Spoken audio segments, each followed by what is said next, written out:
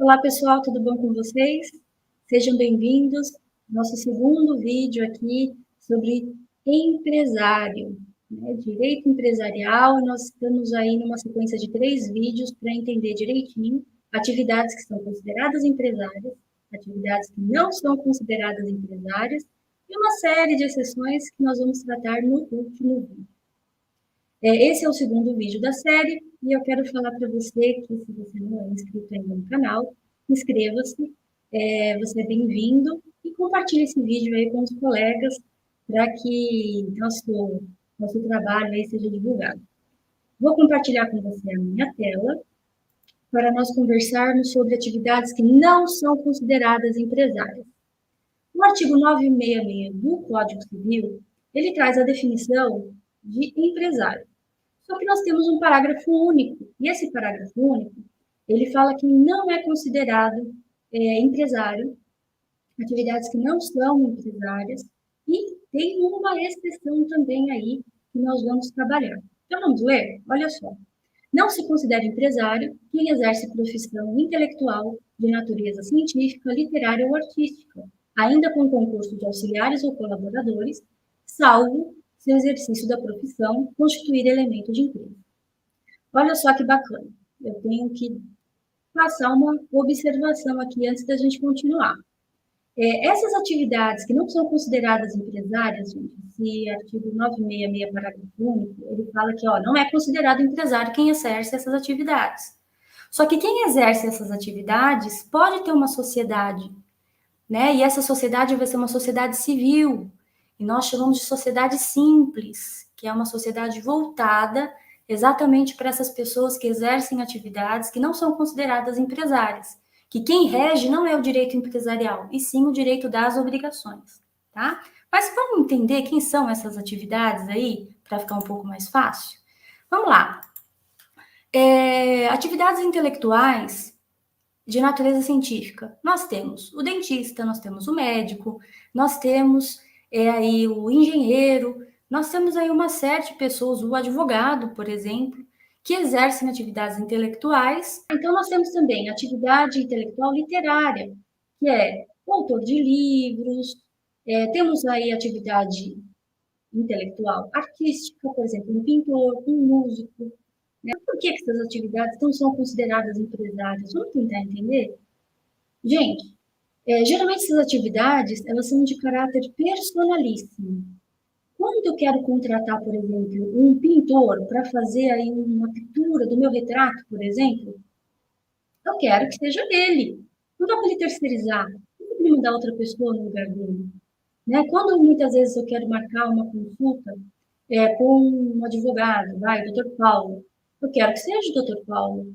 Ele até pode, muitas vezes, mandar uma outra pessoa para fazer a entrevista, mas eu quero que ele ingresse na atuação com esse advogado. Né? Então, tem essa pessoalidade. Então, por esse motivo, não é possível visualizar aí uma atividade empresarial, comercial, um comércio, tá? Mas temos exceções e que a gente vai aprender agora. Das exceções que nós vamos conversar, nós vamos falar sobre o finalzinho ali do parágrafo único, que ele fala: salvo se o exercício da profissão constituir elemento de empresa. Ele deixa claro, ele fala assim, olha, no parágrafo único, mesmo com o auxílio, né, de colaboradores e auxiliares, essas pessoas não vão ser consideradas empresárias. Então, se ela contratar um funcionário, por exemplo, um empregado, um secretário, um office boy, não vai ser considerado empresário por conta disso.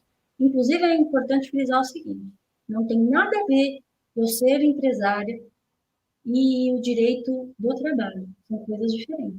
Eu, como pessoa natural, contrato alguém para trabalhar comigo, por exemplo, eu tenho que registrar a carteira de trabalho dessa pessoa, independente se eu for considerado empresário ou não, hein? Tá? São coisas diferentes e não confundem. Agora, quando ele vem com esse finalzinho e fala, salvo se o exercício da profissão constituir elemento de empresa, ele quer dizer o seguinte, nós temos aí 3 teorias. E a teoria, as 2 primeiras são majoritárias, a última é minoritária.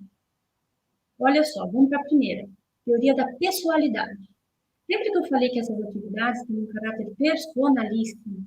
Pois bem, Na teoria da pessoalidade, a transformação de uma atividade intelectual em um serviço que desvincula da individualidade do cientista, literato ou artista, torna de atividade econômica.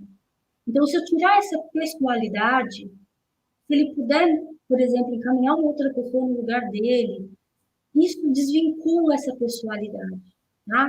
Eu até coloquei aqui um desenho para vocês na parte de baixo do slide, aqui, ó. Por exemplo, você tem um consultório médico, o doutor João, cardiologista. O doutor João, ele cresceu, contratou diversos médicos para trabalhar para ele e montou um hospital. O hospital constituiu o elemento de empresa. Ele não tem mais o caráter personalíssimo, pessoalíssimo. Eu coloquei para vocês aqui também até uma decisão do STJ, tá? Aqui do lado roxinho, aqui falando sobre essa constituição de elemento de empresa. Tirou esse elemento, né, de pessoalidade, desvinculou, tá? E também nós temos uma segunda teoria, que no entendimento doutrinário, se a atividade intelectual for exercida em conjunto com a atividade empresária, que nós temos a teoria da absorção, ela vai ser absorvida e vai ser considerada empresária. Eu coloquei um exemplo que eu acho que vai facilitar um pouco mais. Olha só, um pet shop que exerce atividade empresária, porque ele é comércio, né? Ele, além de vender as rações, os produtos para animais, também oferece o serviço de um médico veterinário. Nessa situação, nós temos uma atividade empresária sendo exercida em conjunto com uma atividade intelectual, de natureza científica. A atividade considerada empresária, ela vai absorver a intelectual, e a intelectual vai passar a ser também considerada atividade empresária. E aí também coloquei uma outra decisão do STJ aqui nesse quadro roxinho. A caracterização do exercício da profissão intelectual como elemento de empresa ocorre quando a aludida atividade integra um objeto mais complexo, próprio da atividade empresária, que é esse exemplo que eu coloquei para vocês do pet shop. E uma terceira teoria, né, referente à constituição de elemento de empresa, nós temos a teoria da livre escolha ou da declaração. Nessa teoria, depende da pessoa que vai constituir a atividade declarar se ela constituiu o elemento de empresa ou não. Essa daqui, gente, é uma teoria minoritária. Embora tenha um enunciado da jornada de direito civil, mas é minoritário o entendimento, que basta a declaração da pessoa, se ela se declarar como empresária, faz o registro da empresa na junta comercial, ou o registro dela como empresária, ou não, se ela não se declarar como empresária, o registro é no cartório de registro civil de pessoa jurídica, tá? É minoritário e as duas primeiras são majoritárias. No próximo vídeo, nós vamos falar sobre algumas situações, né?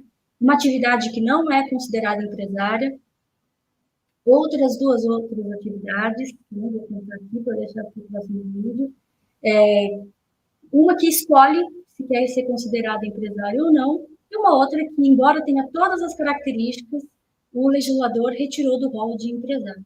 Não vou contar, vou deixar aqui como surpresa aí para o próximo vídeo. Espero vocês até o vídeo 3 sobre empresário. Até daqui a pouco, gente. Tchau, tchau.